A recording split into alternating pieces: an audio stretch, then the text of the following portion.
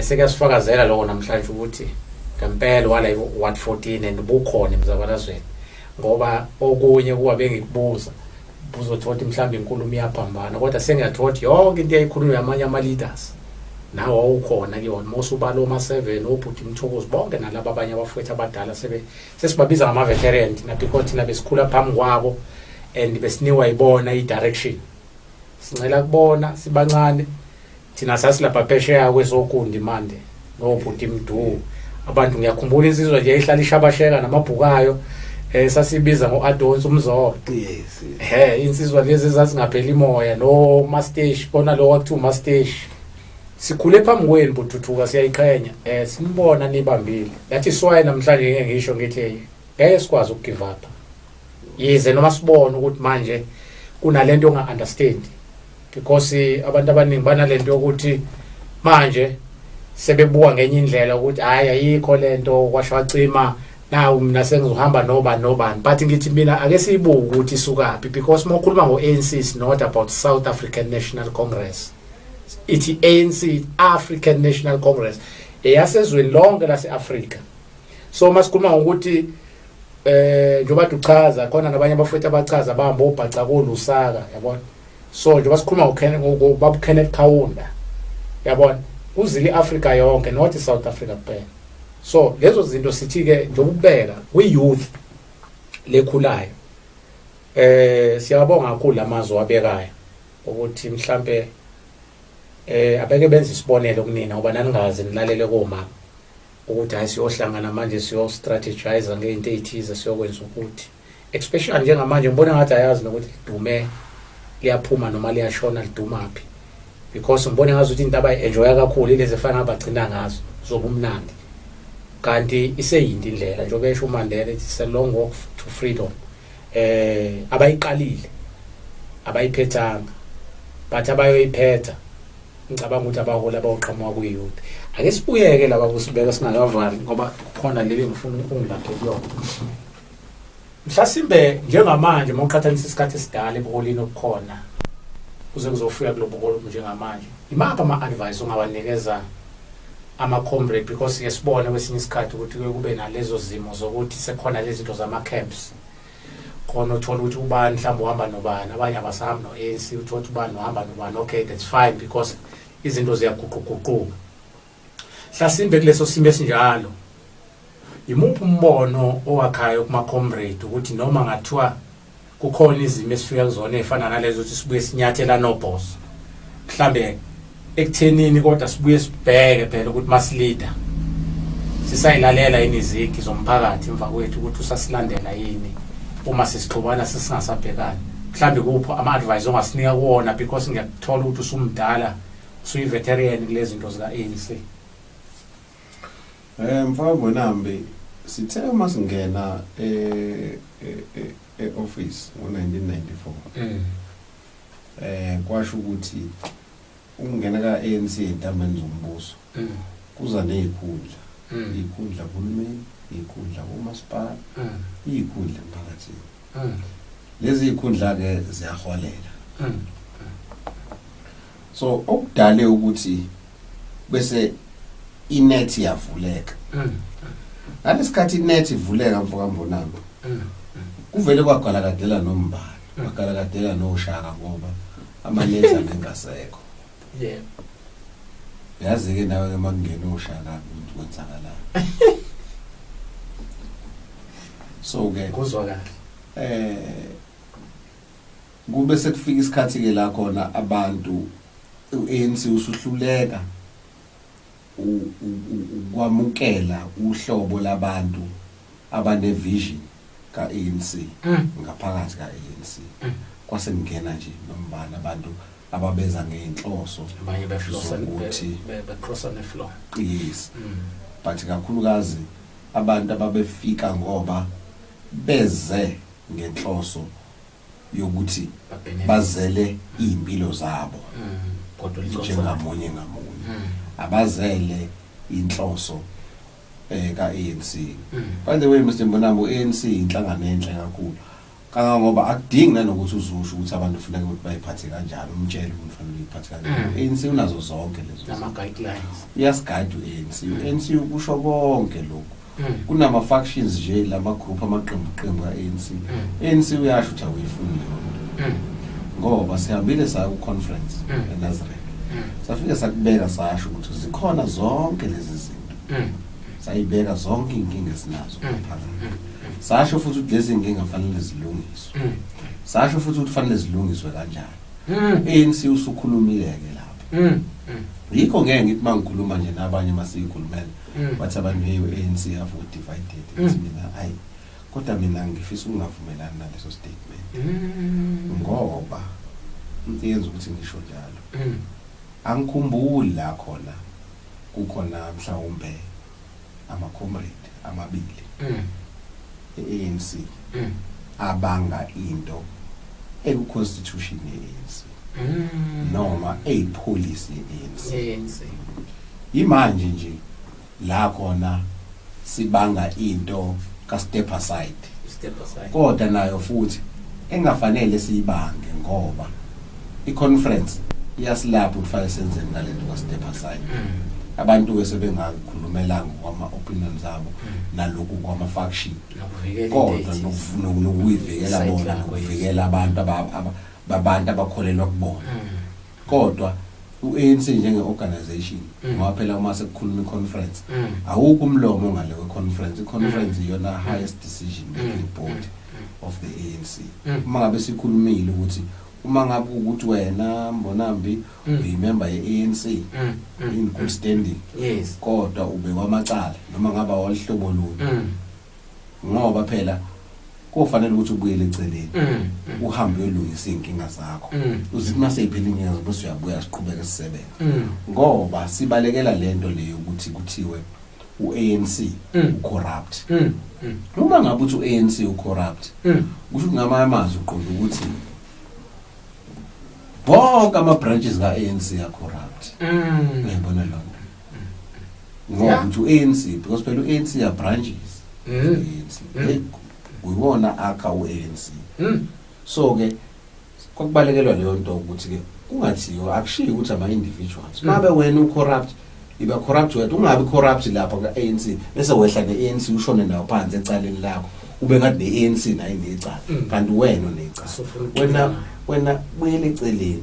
ulungise inkinga zakho kuze i-ANC ngoba phela i-ANC le njengoba ushilo nje Mbonambi akuyona yethu i-ANC ina 100 and something years 109 years yabo kule minyaka le emngaka i-ANC khona exist umuntu ophila iminyaka emingaka akekho umuntu ophila 109 years uyabona sayifica angithi sendisoyishiya yini ke thina sibe nomona nayo sifuna ungayishiya ukuthi fanele iphelele la ezandleni zethu uyabona lento le ifana nokuthi uma ngabe ukhula nje njengami ubaba wamakhe ikhaya ukuhlala la abantu abami sihlala bese ngifika mina lapha bese ngiyilambile bese ngibona ukuthi ngiqaqusile ngudayisi ngelinye ilanga ngibona ukuthi hayi bese ngithatha umkhiphi icapha kuyidayisi yabona angithi nami lento ngiyi-inheritile uyificile fanele nami ngenze njani ngiyishiye labeza ngoba nami akuyona yami nami nginike kwathi waphatha la wena ubuphila ngaphansi kophahla kuphela yebo phatha into enjalo ke Mbonambi so izona-ke ingqinamba lezi ey'banga ubona ukuthi sekukhona umdonsiswano omngaka ngaphakathi ka-ANC abantu abaningi abakhona njengamanje akubona abantu abeze ku-ANC ngoba be-understanda beqonda ukuthi i-ANC imeleni yini ifunwa i-ANC ukuhamba kuya phambili ngizokwenza umzekeliso uyabona amagatsha amaningi e-ANC anazi iy'memba amalunga e-ANC kodwa uyothola ukuthi iningi lalawo malunga mhlawumbe uthola ukuthi abantu mhlawumbe ababamba amatoho abantu ababamba amatoho emphakathini isizathu sokuthi bazojoyina ukuthi bazokuthiwa ukufika kwabo abafika ngoba bezojoyina bafika ngoba bezoqasha bathe bebefika kuloqashayo basebona ithuba wasebathathela i-membership ukuze akwazi ukumanipulate ngayo ukuthi enze izinto zakhe ngabo wasekhanda abantu babo ngoba ngisho ukukhulunywa nje kiwe ikhathini zokukhetha uzwa abantu bethi akusakhulunywa manje ukuthi sofaka umfoka Mbonambi ngoba amava akhe athi sekuthiwa ufaka umfoka Mbonambi unenamba engaki language yenamba ayikho ke constitution ka-ANC ekhuluma indaba yenamba kune document through the wayicacisa ngempela namhlanje through the eye of the needle eshoyo ukuthi sibakhetha kanjani abaholi ka-ANC ayisho ukuthi isho nje futhi kube ngokusobala ukuthi masikhethe fanele sikhethe uhlobo lomuntu onjani uxolo owamukelekile emphakathini kuthiwa sikhethe ongcono kuthina sonke the best amongst us must lead us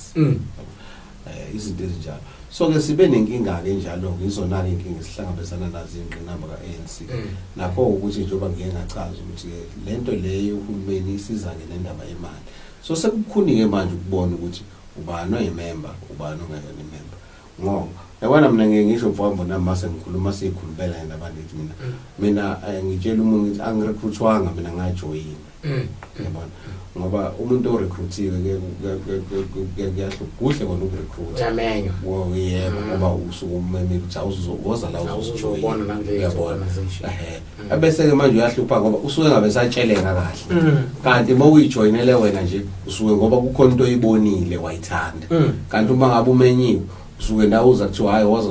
uzobona phambili woza la yabo bese nawe uyamenywa bese uyangena ke lapho leso simemo leso kodwa ke selilonke nje mfoka Mbonambi u-ANC kufanele ukuthi uvikele ngenhlangano yethu esiyithandayo esikhulele kuyona baningi abantu abawuthandayo u-ANC abakholelwayo kubona ukuthi u-ANC endaweni yasedazo usuwenza izinto eziningi ezinhle kakhulu yabona nje thina sikhula nje la idazo ugesi ubungekho idazo kulonke amanzi abengekho idazo kulonke yabona nje amanzi sasiwakha emfuleni sisakhula kwaya ngokuhamba kweminyaka kwangconywana sahamba sawakha kwakhona umpompa uleto lodo masuzowahlela phansi ngase station akusuka bonke abantu laba suke kule phezulu ngisho ngaku Sansavia lapha esontweni bawushona le phansi edolobheni yabona ukuhlusha kanjani ngasusha ngaqo yonke le iyuda uyabona kodwa ke uma ubukisisa kahle kusukela ngo1994 kuze kube manje yonke imigaqo ibonayo bonke labo gesi ababonayo yonke lempompi esisivule emagcekeni izinto bezingekho zonke lezi bezikomntakaba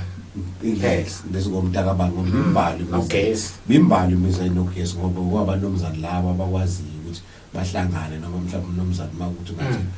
ungconywana ngokomnotho ayibizela ugesi awulethe emzini wakhe so ibimbalo kakhulu imize binogesi imbalo imize enamanzi kangoba ngikhumbula kahle ngithi umpompi uzofika ekhaya egcekeni wafanele sihlanganise bonke omakhelwane laba bala ngasekhaya kusuka nje kule ngxenye le ila ngale kwaKadimba khona umuzi wakaDubo lapho kuye kwaNgcobo esitolo ile mize engale yakuphakathi sabe njalo sikhuphuke sekogumede sekuba kuphili lapha sidlule njalo sidlule ngale ngezasekhaya kwasithole sekogumede laba bangala yonke leyo mizi le ngithi impela nako Madondo imizi nje lapho kwahlangana labo lo mndeni loyo sahamba sawofuna ilokhuzana imitha lamanzi esasijoyine ngale komgaqo ipipe leti laselibuyeliza ngapha laselidistributela kuleyo mizi lelo mitha lelo lalibhalwe ngoma wami okuye ngoba kuthiwa imitha afanele ibhalwe ngumuntu oyedwa ukuze yonke leya mndeni lapha ikwazi ukuthola amanzi waphela la igazi ukulingekho ipipe lamanzi ipipe lasitshontsha kuleli pipe elihambayo liyakandengezi ipipe liyakandengezi umthetho walo mfoka Mbonambi ipipe lalikhandelwe ilokishi lakandengezi yikho lalidlula liqhamuka ngapha lishona liyoshona leSansavia bese lishona phansi lehle ngentaba la ehlophe village edazu kwesikole ligudle lojika enkantolo lishone phansi livukele kanti engezi bese liyakule reservoir lapha ngase grounding la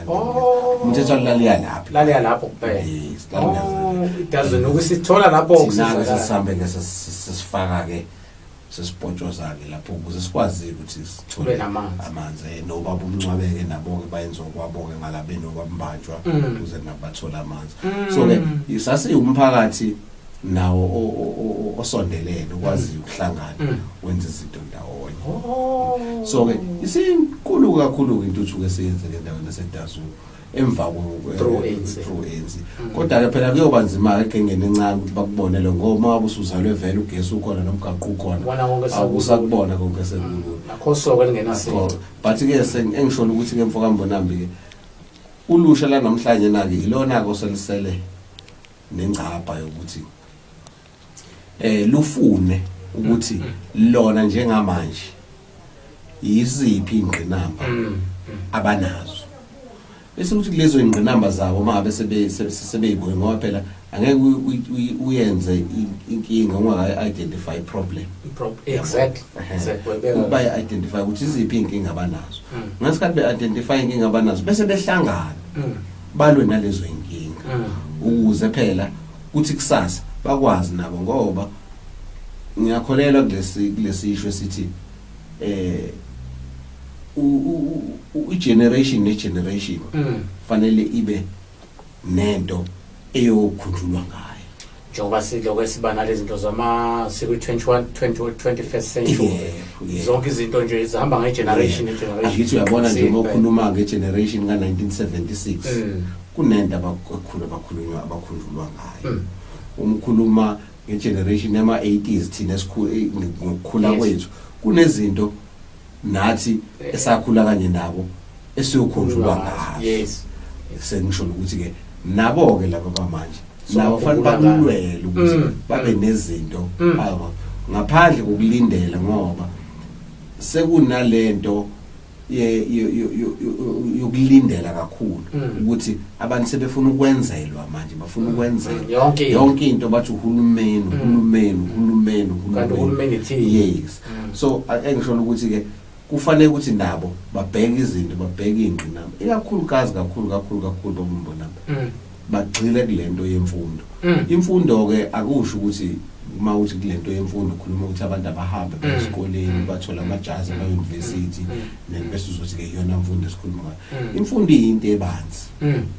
ziningi izinto ukufunda into kuyimfundo khona imfundo eformal yasesikoleni khona imfundo einformal ukufunda njengokuthi nje njengoba sikhuluma nje nawe ukhona abasirekhodayo ukufunda lokho imfundo leyo umuntu ayithuthukise lapho kulawo makhono abantu abayithuthukise ngamakhono la bekhona bafunde ngawo kuloko okwazi ukwenza noma ngabe kuthiwa kudinga ukuthi uzubuyele esikoleni kodwa zithuthukise kuloko okwazi ukwenza ukuze kusasa ukwazi ukuthi uyiphilise ngakho ngoba egcineni kwakho konke into ebalekile ukuthi sikwazi ukuyiphilisa